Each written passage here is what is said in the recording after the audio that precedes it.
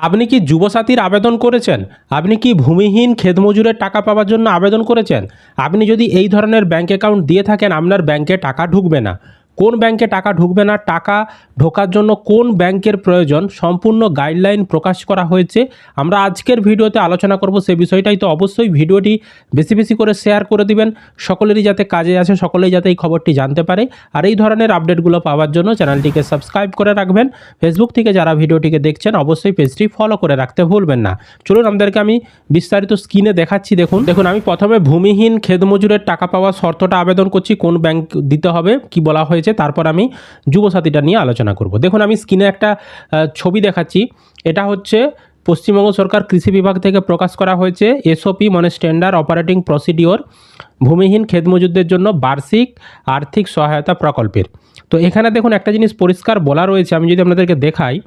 তো এখানে দেখুন 5 নম্বর পয়েন্টে প্রকল্পের অধীনে আবেদন করার জন্য প্রয়োজনীয় নথিগুলির তালিকা হলো, মানে কি কি কাগজ লাগবে। তার একটা পয়েন্টে দেখুন মানে গ, সেই পয়েন্টে বলা রয়েছে আবেদনকারীর নামে ব্যাঙ্ক অ্যাকাউন্ট, জমা খাতা দিয়ে ব্যাকেটে রয়েছে ব্যাঙ্ক পাসবইয়ের প্রথম পৃষ্ঠা ফটোকপি অথবা বাতিল চেক লাগবে, মানে মানে আমরা ব্যাংকের পাসবইয়ের জেরক্স অথবা ক্যান্সেল চেক দিতে হবে। তারপর বলেছে অ্যাকাউন্টে একটি সাধারণ জমা খাতা হতে হবে, মানে সাধারণ যে সেভিংস অ্যাকাউন্ট হয় সেরকম হতে হবে। ব্যাকেটে বলা রয়েছে জনধন অ্যাকাউন্ট হওয়া চলবে না, মানে জনধন যেগুলো সেই কেন্দ্র সরকারের জনধন অ্যাকাউন্ট খোলা হয়েছিল, জিরো ব্যালেন্সের অ্যাকাউন্ট, সেই জনধন অ্যাকাউন্ট হওয়া চলবে না বলা রয়েছে। তারপর সঞ্চয় ব্যাংকের সাধারণ অ্যাকাউন্ট অগ্রাধিকারযোগ্য। তো সঞ্চয় ব্যাংকে সাধারণ অ্যাকাউন্ট হলে সেটা আরও সব থেকে ভালো হয় সেটা বলেছে। আর যদি এমনি নর্মাল সেভিংস অ্যাকাউন্ট হয় সেটাও কোনো সমস্যা নেই। তারপর আধার সংযুক্ত, মানে আপনার ব্যাংকে অবশ্যই আধার সংযুক্ত করা থাকতে হবে যে ব্যাংকটা আপনি দেবেন। এছাড়াও অপারেটিভ মানে হচ্ছে যেমন ব্যাংকটা সচল থাকে, মানে যেমন না বন্ধ না হয়ে গিয়ে থাকে। তারপর বলেছে কেওয়াইসি সম্পূর্ণ, মানে আপনাদের ব্যাংকে অবশ্যই যেমন কেওয়াইসি করা থাকে। অনেক সময় ব্যাংকে কেওয়াইসি না করার জন্য কি হয় না, ব্যাংক অ্যাকাউন্টটা বন্ধ হয়ে যায়, এর ফলে টাকাগুলো আপনাদের ব্যাংকে ঢোকে না। আরেকটা জিনিস, সিবিএস সুবিধাসহ ব্যাংকের শাখা পশ্চিমবঙ্গের মধ্যে হতে হবে। এই সিবিএস সুবিধাটা প্রায়ই থাকে। আর যেটা বলেছে ব্যাংকের শাখা পশ্চিমবঙ্গের মধ্যে হতে হবে, এটা হচ্ছে গুরুত্বপূর্ণ। আপনি যে ব্যাংকটা দেবেন সেই ব্যাংকের ব্রাঞ্চটা যেমন এই পশ্চিমবঙ্গের মধ্যেই থাকে, পশ্চিমবঙ্গের বাইরে অন্য রাজ্যের যেমন না ব্যাংকের ব্রাঞ্চ হয়। আরেকটা জিনিস আমি যদি আরেকটু নিচের দিকে আমি আসি, দিয়ে যদি এখানে আমি দেখাই 7 নম্বর পয়েন্টে দেখুন বলা রয়েছে সহায়তা বিতরণ। বছরে দুবার ডিবিটির মাধ্যমে সরাসরি সুবিধাভোগীর বৈধ ব্যাংক অ্যাকাউন্টে সহায়তা প্রদান করা হবে। এখানে পরিষ্কার বলা রয়েছে টাকাটা ডিবিটির মাধ্যমে পাঠানো হবে, অর্থাৎ আপনার ব্যাংকে অবশ্যই ডিবিটি লিঙ্ক থাকতে হবে। এই ডিবিটি লিঙ্ক বেশিরভাগ জনেরই প্রায়ই রয়েছে, যাদের নেই, যাদের বিশেষ করে একের অধিক ব্যাংক থাকে তাদের ক্ষেত্রেই কিন্তু আপনি যে ব্যাংক অ্যাকাউন্টটা দিয়েছেন তাতে হয়তো ডিবিটি লিঙ্ক নেই, অন্যটাতে ডিবিটি লিঙ্ক করা রয়েছে। এই সমস্যাটা অনেকেরই হয়। তাই যেই ব্যাংক অ্যাকাউন্টটা আপনি ভূমিহীন ক্ষেতমজুর প্রকল্পে দিয়েছেন সেই ব্যাংক অ্যাকাউন্টটায় অবশ্যই ডিবিটি লিঙ্ক আপনারা করে নেবেন। ডিবিটি লিঙ্ক কিন্তু আপনারা মোবাইল থেকেও করতে পারবেন, এছাড়াও আপনাদেরকে ব্যাংকে গিয়েও আপনারা করতে পারবেন। তো অনলাইনে ডিবিটি লিঙ্ক কীভাবে করতে হয় সেই নিয়ে আমরা খুব শিগগিরই ভিডিও নিয়ে আসছি। আর আপনার কোন ব্যাংকে ডিবিটি লিঙ্ক করে রয়েছে সেটা কীভাবে চেক করতে হয় সেই নিয়েও আমরা ভিডিও আনবো। অবশ্যই কিন্তু চ্যানেলটাকে সাবস্ক্রাইব আর ফেসবুক পেজটাকে ফলো করে রাখবেন। এটা গেল ভূমিহীনের বিষয়। এবার আলোচনা করব আমি যুবসাথী প্রকল্পের কী নিয়ম বলা হয়েছে।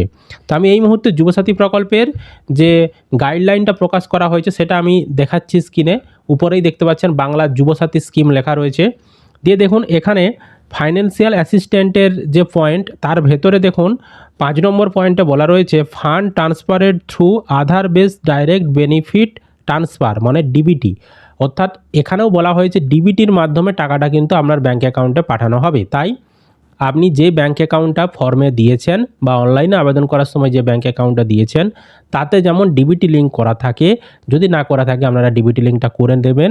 তাহলে কি হবে, যখন সরকার টাকাটা ছাড়বে তখন খুব সহজেই টাকাটা কিন্তু ঢুকে যাবে আপনাদের ব্যাঙ্ক অ্যাকাউন্টে। ঠিক আছে, তাই ডিবিটি লিঙ্ক অবশ্যই কিন্তু জরুরি। তারপর দেখুন এর নিচের দিকে আরেকটা জিনিসও বলা রয়েছে গাইডলাইনে ফান্ড ম্যানেজমেন্ট পয়েন্টের ভেতরে দেখুন সবার শেষে বলা রয়েছে ডাইরেক্ট ট্রান্সফার টু বেনিফিশিয়ারির আধার লিঙ্কড ব্যাঙ্ক অ্যাকাউন্ট। এখানে বলা হয়েছে আপনার ব্যাঙ্ক অ্যাকাউন্টে যে টাকাটা পাঠানো হবে সেটা অবশ্যই আধার লিঙ্কড থাকতে হবে, মানে আধার লিঙ্ক করা কিন্তু থাকতে হবে, সেটাও কিন্তু এখানে পরিষ্কার বলে দেওয়া হয়েছে। সুতরাং আপনারা যে ব্যাঙ্ক অ্যাকাউন্টটাই দিন না কেন সেটা ফর্ম ফিল আপে যারা ক্যাম্পে জমা দিয়েছেন তাতেই দিন না কেন, বা যারা অনলাইনে আবেদন করছেন তাতেই দিন না কেন, তো আপনারা কি করবেন, যে ব্যাঙ্ক অ্যাকাউন্টটা দিয়েছেন সেই ব্যাঙ্ক অ্যাকাউন্টের ডিবিটি লিঙ্কটা করে নেবেন, যদি না ডিবিটি লিঙ্ক করা থাকে। ডিবিটি লিঙ্ক অনলাইনেও করা যায়, আবার যেই ব্যাঙ্কে আপনি ডিবিটি লিঙ্ক করতে চাইছেন সেই ব্যাঙ্কের ব্রাঞ্চে গিয়েও সেখানে অফিসের যারা স্টাফ রয়েছেন, ব্যাঙ্কের যারা কর্মচারী রয়েছেন তাদেরকে বললে তারাও কিন্তু করে দেয়। তো আপনার ব্যাঙ্কে ডিবিটি লিঙ্ক রয়েছে কিনা কিভাবে চেক করবেন, কিভাবে মোবাইল থেকে ডিবিটি লিঙ্ক করবেন, সে বিষয় নিয়ে খুব শিগগিরই ভিডিও আসছে। আজকের মতো এটুকুই আপডেট দেওয়ার ছিল। আশা করি আপনারা ভিডিওটি বুঝতে পেরেছেন। বেশি বেশি করে ভিডিওটা শেয়ার করে দিবেন, আর এই ধরনের আপডেটগুলো পাওয়ার জন্য চ্যানেলটিকে সাবস্ক্রাইব করতে ভুলবেন না। আর ফেসবুক থেকে যারা ভিডিওটি দেখছেন অবশ্যই কিন্তু পেজটি ফলো করে রাখবেন।